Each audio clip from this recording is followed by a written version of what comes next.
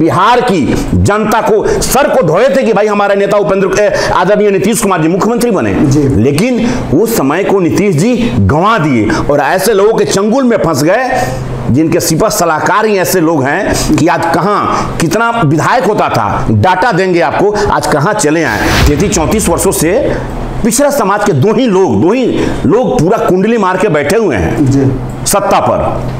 तो आज सब लोगों की हक होनी चाहिए सत्ता की भागीदारी में। नीतीश जी फैसला करेंगे, यानी लोगों के साथ न्याय करेंगे। उपेंद्र जी अपने बड़े भैया को नहीं बनाएंगे प्रधानमंत्री। देखिए, एक समय था, आप अच्छा प्रश्न उठाए हैं। नमस्कार, भारत लाइव देख रहे हैं आप। लगातार बिहार की राजनीति में कई चर्चाएं चल रही हैं, जिनमें से एक चर्चा बहुत ज़्यादा जो चर्चा में हैं और जिनको कहा जा रहा है कि आने वाले समय में नीतीश कुमार के विकल्प हो सकते हैं, उपेंद्र कुशवाहा बड़ी मजबूत तैयारी कर रहे हैं और जब से उन्होंने पार्टी बनाई है तब से एक दिन भी ऑफिस में नहीं बैठ रहे हैं। बिहार के अलग अलग गलियों का खाक छान रहे हैं। खाक छानने का मतलब आप समझ रहे हैं ना, कुशवाहा समाज को एकजुट करने के लिए, यहाँ तक कि अपने उसी समाज से आते हैं, राष्ट्रीय अध्यक्ष हैं, तो दूसरी तरफ प्रदेश अध्यक्ष भी उन्होंने कुशवाहा को ही बनाया है। ये साफ संदेश जा रहा है कि आने वाले 2024 के चुनाव में कुशवाहा जो बिरादरी है वो खुश हो सकती है कि उन्हें ज़्यादा प्रतिनिधित्व मिलेगा। वहीं दूसरी तरफ आपने देखा होगा कि अलग अलग दलों में भी कुशवाहा समाज काफ़ी एक्टिव हो गया है। अगर जदयू की बात कर लें तो उसमें भी कमेटी बना करके और मीटिंग्स हो रही है कुशवाहा समाज को अपने तरफ रखे रहने के लिए, क्योंकि कहा जाता है कि नीतीश कुमार लौकुश के नेता हैं। तो इन सब में बाजी मारने में सफल अगर कोई हुआ तो वो राष्ट्रीय जनता दल है। राष्ट्रीय जनता दल में अभी भी आधा दर्जन के आसपास कुशवाहा विधायक है, लेकिन इन सब में जोरन का काम किसी ने अगर किया है दही जमाने का तो वो है भारतीय जनता पार्टी। भारतीय जनता पार्टी ने तो प्रदेश में कुशवाहा को हाथ में जिम्मेवारी ही दे दी। हमने आपको बताया था कि आलोक मेहता भी प्रदेश अध्यक्ष बन सकते हैं, लेकिन उनका पत्ता साफ कर दिया गया। बिहार की राजनीति में बहुत सारे चेंजेज हुए हैं और उस चेंजेज को लेकर के, आने वाले भविष्य की राजनीति को लेकर के हमारे साथ रामपुकार सिन्हा हैं और ये प्रवक्ता भी हैं, मुख्य प्रवक्ता हैं और अपनी पार्टी का पक्ष बड़ा मजबूती से रखते हैं। पत्रकारिता भी बहुत पहले किया करते थे, तो इसलिए बड़ा ही सधे हुए सवालों का जवाब देते हैं। सबसे पहले तो जो वर्तमान चल रहा है, हम आपकी पार्टी से जानना चाहेंगे कि आपकी पार्टी और आपके नेता दोनों जमीन पर गली गली क्यों घूम रहे हैं? सबसे पहले भारत लाइव के माध्यम से मैं पूरे बिहार और देशवासियों को नमस्कार करता हूं।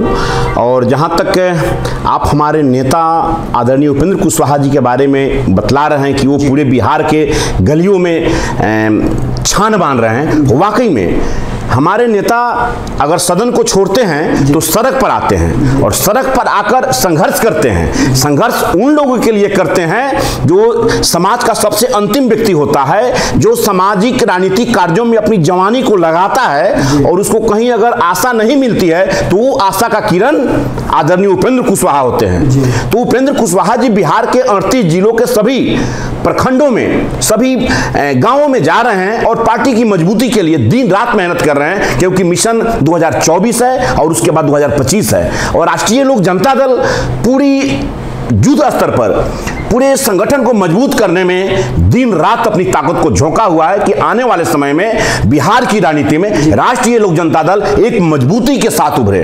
रामपुकार जी, आप लोग जब पार्टी से अलग हुए थे जदयू से, पहले तो आप लोगों ने विलय किया जी, उसके बाद कुछ समय तक रहे, लगभग 1-1.5 साल तक आप रहे और उसके बाद उन्होंने आप लोगों ने अलग हुए तो उसके पीछे आप लोगों ने कई कारण बताए थे। एक कारण बताया था कि पार्टी का विलय हो जाएगा, नीतीश कुमार अपनी पार्टी का राष्ट्रीय जनता दल में विलय कर लेंगे, तेजस्वी यादव को मुख्यमंत्री बना देंगे, लेकिन ये दोनों चीज़ें तो नज़र नहीं आ रही। देखिए, यहाँ वो कहा गया है कि तू डाल डाल मैं पात पात। अगर लालू जी डाल डाल चल रहे हैं तो नीतीश जी पात पात चल रहे हैं। अभी जो स्थिति बन रही है कि जदयू एक डूबती हुई नैया है और हम लोग कह भी रहे हैं, लेकिन अब परिस्थिति ये बन रही है कि लालू प्रसाद यादव जी और तेजस्वी प्रसाद यादव जी का जो 9 तारीख को सुनवाई होने वाला है जी, 7-8 को सुनवाई होने वाला है। और उस परिस्थिति में अब स्थिति तो ऐसा लग रहा है कि एक डूबती हुई जहाज दूसरी डूबती हुई जहाज पर सवारी करने के लिए तैयार है। इंतजार कीजिए ना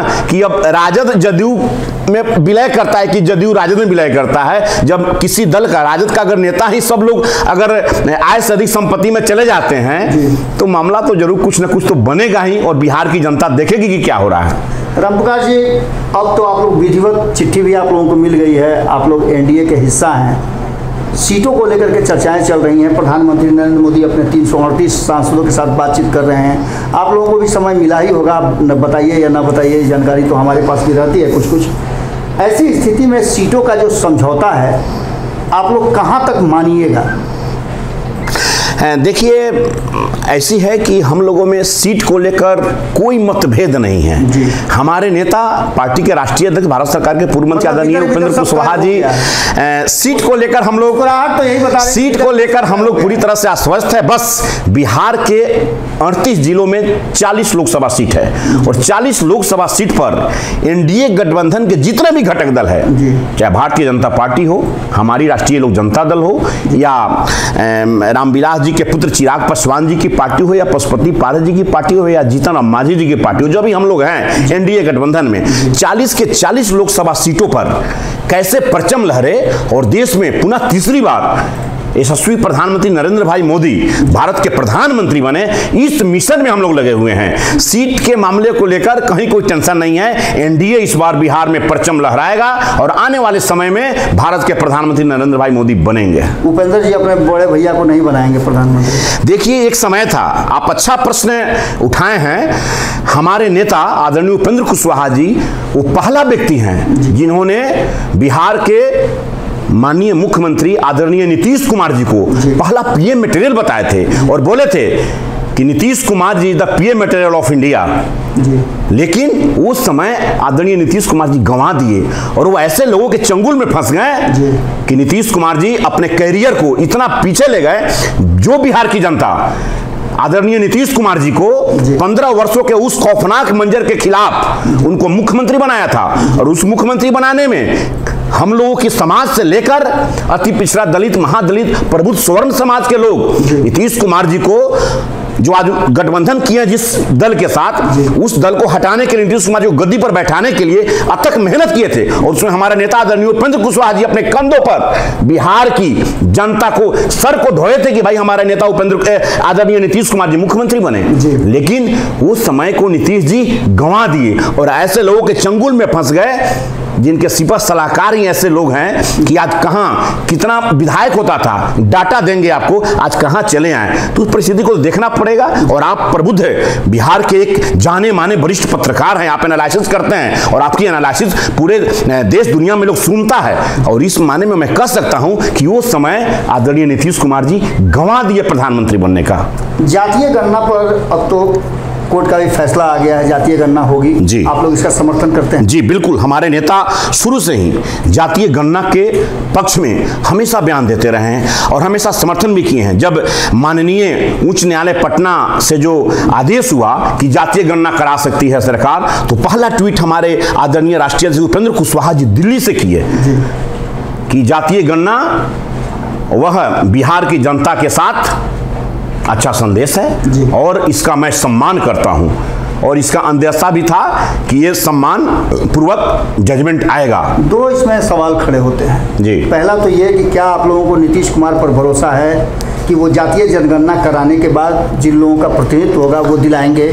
और दूसरा मेरा सवाल है, चूंकि अंतिम सवाल है ये, दूसरा कि क्या आप लोग कहीं ऐसा तो नहीं राजनीतिक फायदे के लिए सपोर्ट करते हैं? देखिए, जातीय गणना से वैसे समाज को एक अवेयरनेस आएगी समाज में, जिसकी कहीं कोई पूछ नहीं होती थी।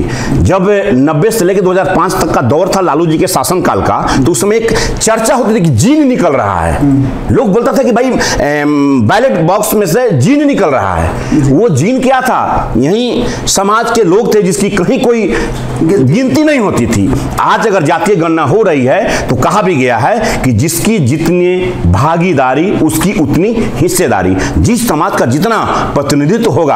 आज क्या है, 33-34 वर्षों से पिछड़ा समाज के दो ही लोग पूरा कुंडली मार के बैठे हुए हैं जी। सत्ता पर। तो आज सब लोगों की हक होनी चाहिए सत्ता की भागीदारी में। नीतीश जी फैसला करेंगे, यानी लोगों के साथ न्याय करेंगे।